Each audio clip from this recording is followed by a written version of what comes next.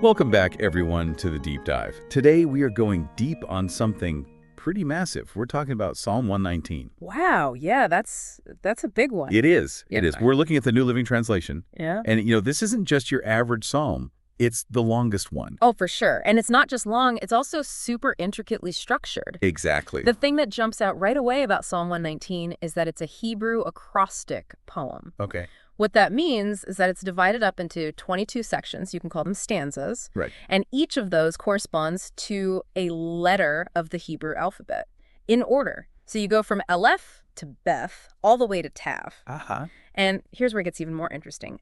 Inside each of those 22 stanzas, every single one of the 8 verses starts with that Hebrew letter. Wow. So the first 8 verses all start with Aleph. The next 8 verses all start with Beth. Precisely. That's incredible. It is. And it wasn't just some kind of literary flourish, that they did. Yeah. In a time before people could read very widely. This kind of mnemonic device was huge for memorizing stuff. Oh, yeah, absolutely. So the structure itself reinforces the idea that God's word is comprehensive, covering the entire alphabet. It's got everything. That's amazing. Yeah. So we are not going to go verse by verse through all 176 verses. Yeah, that's a whole other deep dive. It's a deep dive for another day. Maybe even a whole series. Yeah, exactly. But our mission today is to really pull out the core ideas of this psalm. Yeah, the big, impactful, nuggets of wisdom. Yeah, about what the psalm calls God's instructions. Right. And you'll see that they're referred to in lots of different ways. Laws, commands, decrees, regulations, word, and so on. So we can just kind of group those all together as God's guidance for living. Right. God's guidance for living. But it is interesting, even though we're grouping them all together, it's kind of cool that the psalm uses all these different words because they do have slightly different shades of meaning. Yeah. Laws might suggest some principles that are already established, but commands might be more like direct orders. Right. And decrees might be pronouncements with authority behind them. Yeah. So, yeah, it enriches our understanding of, all the different ways that God guides us. Totally. Okay, let's jump right into the psalm. All right. We're going to start with the first stanza.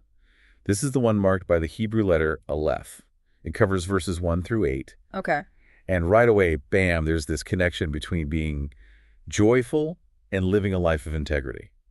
Verse 1, joyful are people of integrity who follow the instructions of the Lord. Yeah, it's not you better follow the instructions or else it's hey, guess what?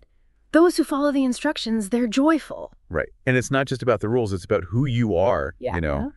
Being a person of integrity. Exactly. And it's not just knowing the rules, it's actually doing them. It says, joyful are those who obey his laws and search for him with all their hearts. Yeah, so there's action involved. Follow, obey, search. Yeah. It's active, not passive. You're not just sitting around waiting for something to happen. Right. It's you got to actively seek God's guidance and then actually do something about it. All right. Why do you think the psalm starts out like this? With this emphasis on action. Well, it makes me think that it's not enough to just know about God. You have to be actively seeking a relationship with him, really searching for him and wanting to know him better. I like that. It's a dynamic relationship, not just a static set of beliefs. And then in verse 5, there's this beautiful prayer that my actions would consistently reflect your decrees. Yeah. And I mean, how many of us can relate to that? We want to be consistent, but it's hard. Right. So it seems like the psalm is acknowledging right from the start that trying to align our lives with God's guidance is tough, but it's something we long for. Absolutely. And it's not like we're expected to be perfect. At the end of this section, there's this almost desperate plea, please don't give up on me. Yeah, it's a recognition that we need God's help to keep going. We need his grace. Totally. So we've got this foundation of seeking God and trying to live with integrity. Now, the next stanza, the one that starts with the letter Beth, verses 9 through 16, kind of zooms in on a specific context for all this youth. Okay. It asks this question, how can a young person stay pure? And the answer is really straightforward. By obeying your word. Straight to the point. Yeah. But when we talk about purity here, what do we really mean? Is it just about being morally good, or is it something more? That's a good question. I think in this context, pure probably does include moral integrity, but it goes even deeper than that. Okay. It's about having a heart that's fully devoted to God, not corrupted by all the stuff the world throws at you. Right? And it's saying that God's word is the key to achieving that kind of purity. It's like a guidebook and a shield all in one. I see. And that image of hiding your word in my heart, that really emphasizes making God's word a part of you, not just something external. Yeah, like it's something you internalize and carry with you always. It becomes part of who you are. And then verse 14 is really interesting. It says, I have rejoiced in your laws as much as in riches. That's a pretty bold statement. Yeah. What do you think is behind that? I think it shows how much the psalmist values God's word. Like it's not just a set of rules, it's something precious, something that brings true joy. Yeah, it's like they're saying that following God's instructions is more fulfilling than having a ton of money. Exactly. It's a different kind of wealth, the spiritual wealth that lasts. And then the next verse emphasizes that this doesn't just happen automatically. It says, I will study your commandments and reflect on your ways.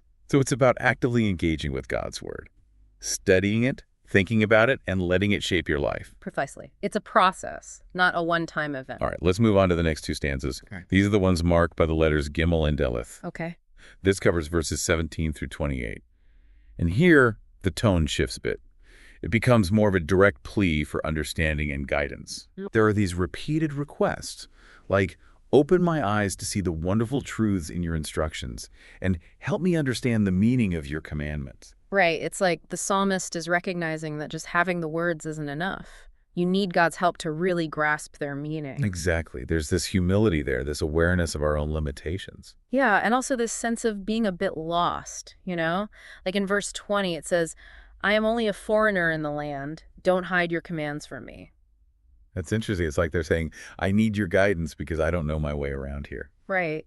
And I think a lot of us can relate to that feeling, you know, of being a stranger in a strange land, needing direction. Yeah, for sure. And then there's this really passionate statement, I am always overwhelmed with the desire for your regulations. It's like an intense longing. That's so powerful. And it's interesting because this longing comes even in the midst of opposition. Yeah. Verse 23 says, even princes sit and speak against me, but I will meditate on your decrees. Wow. So even when facing criticism and hostility, the psalmist finds strength and comfort in God's word. Exactly. It's like a refuge, a safe place in the midst of a storm. Yeah. And then there's this image in verse 25 of being in the dust, feeling downcast and defeated. But then the plea, revive me by your word. It's like they're saying, God's word has the power to lift me up, to give me new life. It's not just information, it's life-giving, it's transformative. Okay, now let's look at the he and wa stanzas, verses 33 through 48. Here we see this desire to not only understand God's decrees, but to actually live them out. Okay. It's like a step beyond just knowing. Right. It's about putting that knowledge into practice. And this request comes up again and again. Teach me your decrees, O Lord. I will keep them to the end. It's a commitment to living in accordance with God's guidance, not just for a while, but for the long haul. And then there's this really clear statement in verse 35. Make me walk along the path of your commands, for that is where my happiness is found. Again, that connection between obedience and joy. Yeah, it's like saying that true happiness isn't found in pursuing our own desires, but in aligning ourselves with God's will. What do you think about that? Do you think that kind of joy is always easy to feel, even when following God's commands is hard? That's a good question. I think the psalm acknowledges that it's not always easy. There are times when doing the right thing feels difficult, even painful. Right. But I think the joy comes from a deeper place, a sense of purpose, of knowing you're living in harmony with God. I see. It's a different kind of happiness, one that's not dependent on external circumstances. Exactly. And we see this contrast again in verse 36. Give me an eagerness for your laws rather than a love for money. It's about choosing what truly matters. Yeah, it's a recognition that worldly desires can be fleeting and ultimately unsatisfying. And then this prayer in verse 37. Turn my eyes from worthless things and give me life through your word. It's like asking God to help you focus on what's truly valuable. It's about seeking fulfillment in God's word rather than in empty pursuits. And then there's this amazing image in verse 46. I will speak of your laws before kings and will not be ashamed. Wow, it's like the psalmist is so confident in the truth of God's word that they're willing to proclaim it even to the most powerful people. It shows a deep conviction that God's laws are not just personal beliefs, but universal truths. Okay, let's move on to the Zain and Heth stanzas, verses 49 through 64.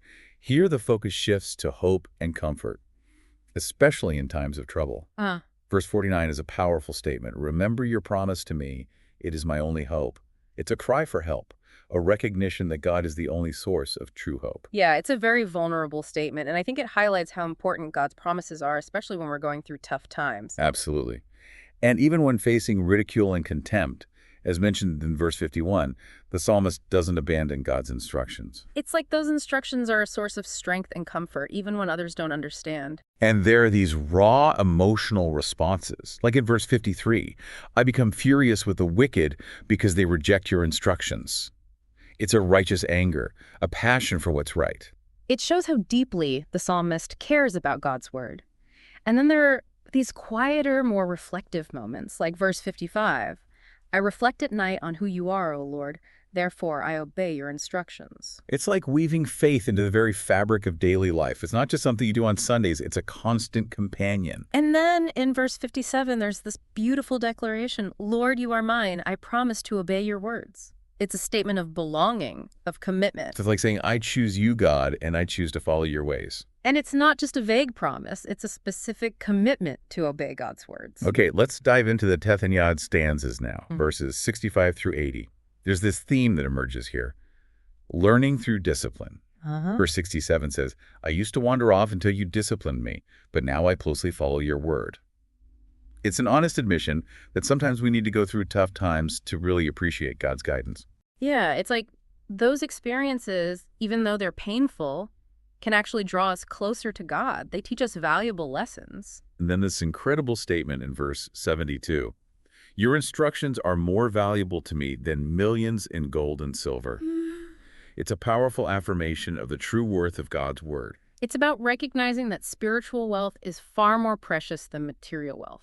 And it's not just about personal gain. In verse 74 it says, May all who fear you find in me a cause for joy, for I have put my hope in your word. So the psalmist's personal journey becomes a source of encouragement and inspiration for others. And it shows that faith is meant to be shared, not kept to yourself. Right. And then throughout these stanzas, there are these repeated pleas for teaching and understanding. It's like the psalmist is saying, I want to keep learning. I want to keep growing. It's a reminder that spiritual growth is an ongoing process. You never arrive. You're always learning and deepening your relationship with God. Okay, we're getting close to the end. Let's look at the Lamed stanza, verses 89 through 96. This one really focuses on the eternal and unchanging nature of God's word. Right. Verse 89 says, Your eternal word, O Lord, stands firm in heaven. It's a powerful image of stability and permanence. Yeah, in a world that's constantly changing, God's word is like an anchor. It's something we can always rely on. And the psalmist finds great comfort in that. Verse 92 says, If your instructions hadn't sustained me with joy, I would have died in my misery. It's a powerful testimony to the life-giving power of God's word. It's like saying that God's word is essential for survival, especially when we're going through dark times. And then there's this really thought-provoking statement in verse 96. Even perfection has its limits, but your commands have no limit. What do you think that means? I think it's suggesting that even the best human ideas and achievements are limited. Okay. But God's wisdom and guidance are infinite. They encompass everything. And that's why God's word is so valuable. It offers a perspective that goes beyond our limited human understanding. Exactly. And then verse 93 summarizes the whole thing beautifully. I will never forget your commandments, for by them you give me life. It's a powerful reminder that God's word is not just a set of rules, it's a source of life and joy. So even though we've only looked at a small part of Psalm 119, we've really uncovered a lot. We've seen the connection between joy and living a life of integrity, the importance of God's word for guidance and growth, and the incredible comfort and hope we can find in his promises. Absolutely. We've seen the value of studying and meditating on God's word and the recognition that even difficult experiences can lead to deeper understanding. And finally, we've been reminded of the eternal and unchanging nature of God's truth. And there's so much more to explore in the rest of the psalm. It delves into themes of persecution, the psalmist's role as a teacher, and even more expressions of longing for God's presence. It's really an incredible piece of writing. So as we wrap up, we want to leave you with this thought. Which aspect of this relationship with divine instruction, as expressed in Psalm 119, resonated most with you today? Yeah. What stood out to you, and how might that insight change your perspective or even your actions moving forward? And what about the structure of the psalm itself, this intricate acrostic going through the entire Hebrew alphabet? What could we learn from that about how to really internalize important principles in our own lives? Whether those principles are spiritual, ethical, or even practical, could this kind of structured approach help us learn and grow more effectively? It's a great question to ponder. Definitely. And we encourage you to keep exploring Psalm 119 on your own. Maybe delve deeper into the acrostic structure or look at different translations. There's so much richness there waiting to be discovered. For sure. Thanks for joining us on this deep dive into Psalm 119.